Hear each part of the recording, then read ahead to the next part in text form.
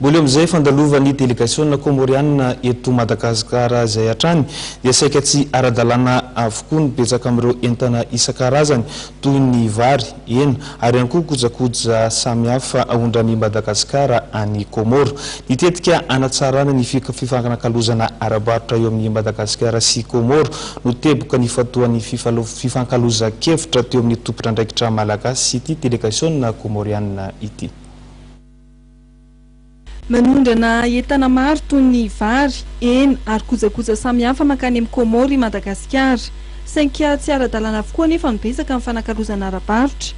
Nitetika hanatsarana amin'ny fanakalozana ara-barotra ao Madagasikara sy Komoro no teboka ny fatoan'ny fifankalozan-kevitra teo amin'ny tompon'andraikitra malagasy sy ny délégation komoriana ahitana minisitra sy mpandrarara toe-karena. Tapakary fa isan'ny komite iraisan'ny firenena roa tonta andinika momba ny fanatsarana ny sehatry ny fanakalozana ara-barotra eo amin'ny Komoro sy Madagasikara.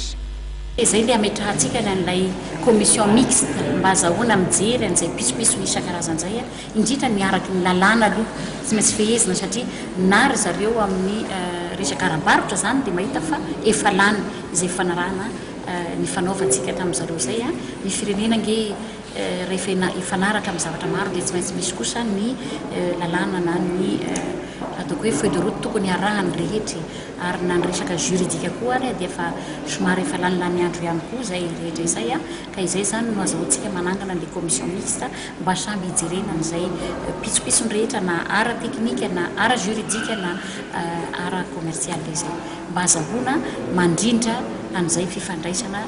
Madagasikara sy Komoro sy samy mpiambana ao anatin'ny voameran'ny Oseana Indiana ary ny Komeza. Nambara ministra ny raharaham-bahiny fa zava-dehibe ny fanatsarana ny fifandraisana ara-barotra ao amin'ny Komoro izay firenena akaiky indrindra ny Madagasikara.